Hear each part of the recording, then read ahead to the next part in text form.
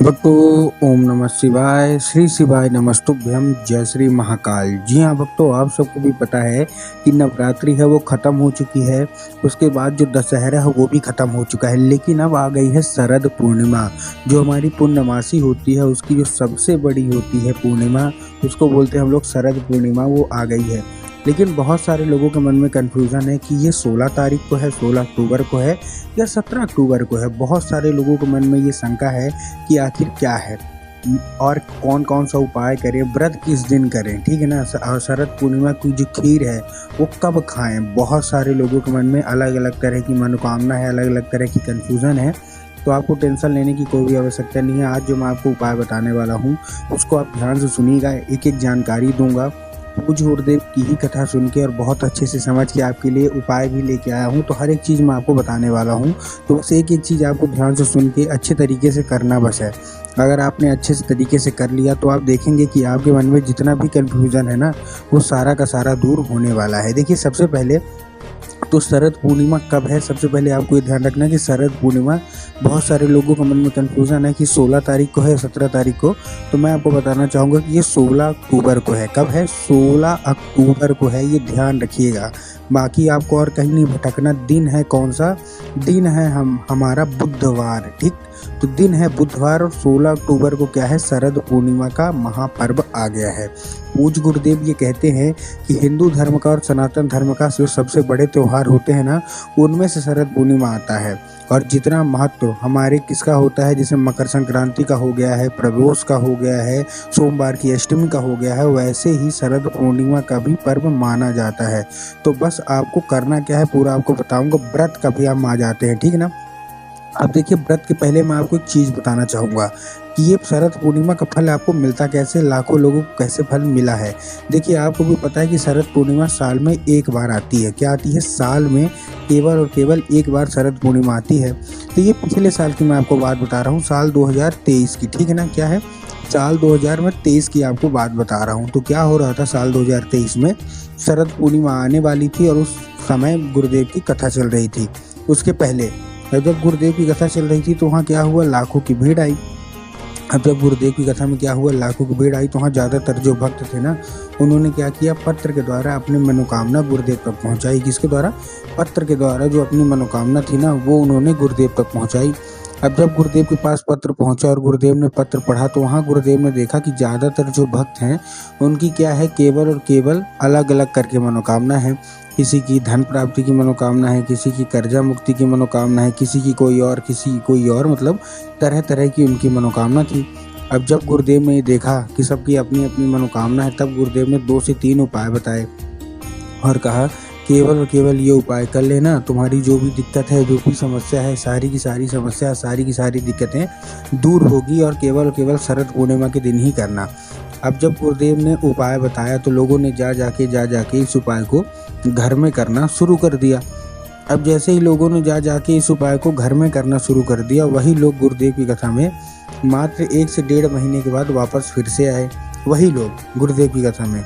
अब जब गुरुदेव की कथा में वो लोग फिर से आए तो उन्होंने क्या किया? फिर से एक बार गुरुदेव को पत्र लिखा। लेकिन इस बार का जो पत्र था, ये गुरुदेव को धन्यवाद के रूप में पत्र था कि गुरुदेव धन्य हो आपका, आपके द्वारा बताया गया उपाय हमने कर लिया है। हमारी सारी की सारी जो इच्छा थी, सारी की सारी जो मनोकामना थी, वो पूरी हो गई है, और ये केवल और केवल आपके द्वारा बताए गए उपाय के कारण ही हुई है। आपका कोटि कोटि धन्यवाद। तो देखिए, जो लोग भी मेरी आवाज़ अभी सुन रहे हैं ना, अगर आपको भी जानना है कि आखिर ऐसा कौन सा उपाय है जिसको करने मात्र से सारी की सारी इच्छा, सारी की सारी मनोकामना पूरी हो जाती है, तो चलिए हम बताते हैं आपको आज की इस वीडियो के माध्यम से कि आपको करना क्या है। तो बस उपाय ध्यान से सुन के अच्छे से करिएगा ज़रूर। अगर आपने आज का ये उपाय ध्यान से सुन के और अच्छे से कर लिया, तो अवश्य रूप से आपकी जो कोई भी इच्छा मनोकामना है वो अवश्य रूप से पूरी होगी ही होगी, ठीक। ये था कौन सा हमारा? ये था हमारा पूरा आपको मैं बताने वाला हूँ। तो चलिए सबसे पहले हम बताते हैं उपाय की ओर चलते हैं। देखिए, सबसे पहले आपको करना क्या है? व्रत कब रखना है?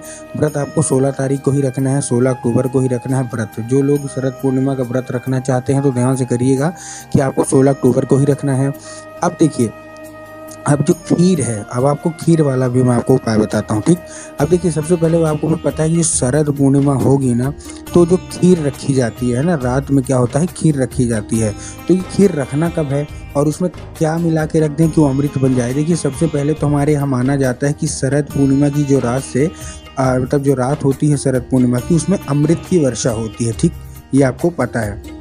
तो सबसे पहले तो आपको खीर बनाना है। रखना कब है, 16 अक्टूबर की जो रात होगी, मतलब 16 अक्टूबर का जो दिन है वो निकल गया, जो रात होगी 16 को, 15 को मत रख दीजिएगा, ठीक। और ना 17 को रखिएगा। 16 अक्टूबर की जो रात होगी, जैसे दिन निकल गया, रात हुई, तब आपको खीर बनाना है। और खीर बनाने के बाद आपको क्या करना है, उसको रखना है। लेकिन आपको एक चीज़ मैं आपको बता दूं कि खीर में आपको एक दो चीज़ मिलाना भी है। क्या मिलाना है, सबसे पहले मैं वो भी आपको बता देता हूँ। खीर में आपको एक खड़ी इलायची, क्या मिलाना है, एक खड़ी इलायची आपको डाल देना है खीर में ही। कोशिश ये करिए कि बहुत सारे लोग गलती क्या करते हैं ना, कि जब वो खीर रखते हैं ऊपर, तो कोई कटोरी में रख देता है, कोई किसी में रख देता है। स्टील के बर्तन में आप मत रखिएगा। आप क्या है, घड़ा हो जाए या चीनी मिट्टी हो जाए या फिर मिट्टी का कोई बर्तन हो जाए, है ना, ऐसे टाइप का रखिए। घड़ा में तो आप नहीं रखेंगे, बहुत बड़ा हो जाता है, लेकिन कोई ऐसा पतीला हो जो कि मिट्टी का बना हो, उसमें आप खीर रखिए। और एक इलायची, खड़ी इलायची आपको डाल देना है, ठीक। ऐसा डालेंगे तो पूज्य गुरुदेव कहते हैं कि ज़्यादातर आपका जो है चांस वो बढ़ जाता है, और आपकी जो कोई भी इच्छा होती है ना, जो कोई भी मनोकामना होती है, वो बाबा भोलेनाथ अवश्य रूप से पूर्ण करते हैं। और जो हमारा पूर्णिमा माता है, वो भी आपकी मनोकामना अवश्य रूप से पूरी करते ही करते हैं, ठीक। अब लेकिन अब माता जी की बात है, तो माता शोक सुंदरी के कैसे पीछे छोड़ सकते हैं। तो गुरुदेव ने माता शोक सुंदरी के लिए भी एक उपाय बताया है कि आपको माता शोक सुंदरी के लिए उपाय करना है। तो वो भी उपाय आप कर लीजिए ध्यान से, ताकि वो भी आपकी मनोकामना पूरी हो जाए। देखिए, इस उपाय में आपको करना क्या है, सबसे पहले इस उपाय में जो मैं आपको बताने वाला हूँ, सबसे पहले आपको करना क्या है इस उपाय में।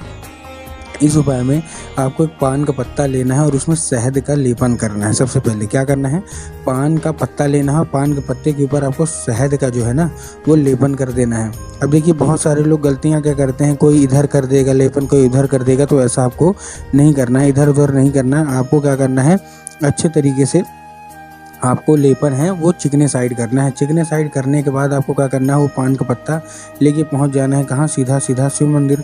अब जैसे आप शिव मंदिर पहुंचेंगे, शिव मंदिर पहुंचने के बाद आपको करना क्या है, जैसे आप शिव मंदिर पहुंचे, शिव मंदिर पहुंचने के बाद क्या करना है, आपके दिमाग में आएगा कि जाएंगे बाबा भोलेनाथ के ऊपर अर्पित कर देंगे, जो कि पूर्णतः गलत है। आपको बाबा भोलेनाथ के ऊपर अर्पित नहीं करना।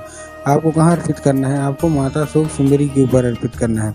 अब देखिए, जिसको पता है कि माता शोक सुंदरी की जगह कहाँ होती है, उनका तो ठीक, लेकिन बहुत सारे ऐसे लोग हैं जिनको यही नहीं पता कि माता शोक सुंदरी की जगह होती कहाँ है।